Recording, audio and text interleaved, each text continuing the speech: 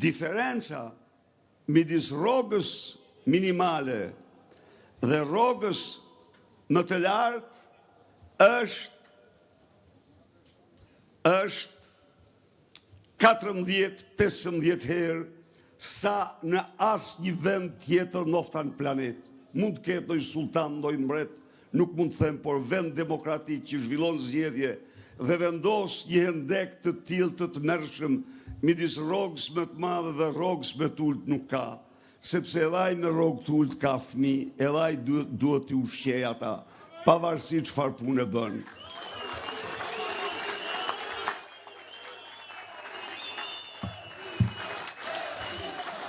Ndaj dhe jam sot këtu për të kërkuar nga të gjithë ju, nga të gjithë qytetarët e Peqinit, të gjithë fermerët e Peqinit, të bashkohemi për të votuar ndryshimin. Me votën tonë ne mund të bëjmë jo një ndryshim, por ju garantoj dhe ju jap fjalën një ndryshim epokal. Sepse në 100 ditë të para, ju siguroj se në Shqipëri nuk do ketë pensionist me pension dën 200 euro.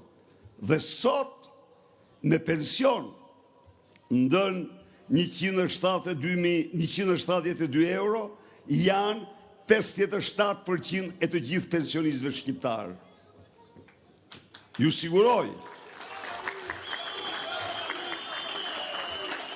siguroj se me 11 maj, me votën tuaj, ju jo bëni një ndryshim, por një ndryshim epokal, sepse pas 11 maj, 100 ditë të para, nuk do ketë rrogtar me rrogë më të ulët se sa 500 euro në Shqipëri. Dhe se rroga mesatare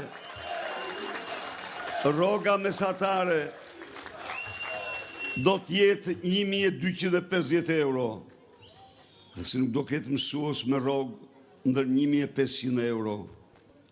Të dashur miq, me 11 maj, me votën tuaj, bëni një ndryshim që të i kalon shpesh herë edhe imagjinatën, sepse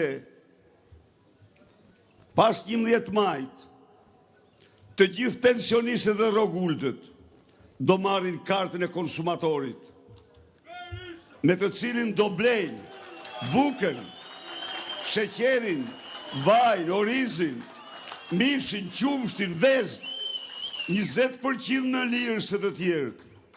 Do fitojnë në vit 450 euro vetëm nga kjo kartë. Në 11 maj, me votën tuaj ju bën një ndryshim shumë të madh. Sepse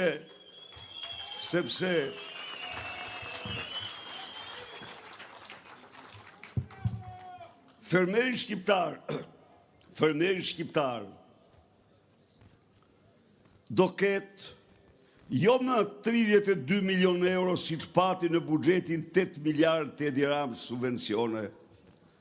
Histori turpi, fermerët japin 19% të prodhimit të përgjithshëm të vendit. Fermerët punësojnë 500.000 shqiptarë, krah pune, dhe ai ndau 32 milion euro për ta.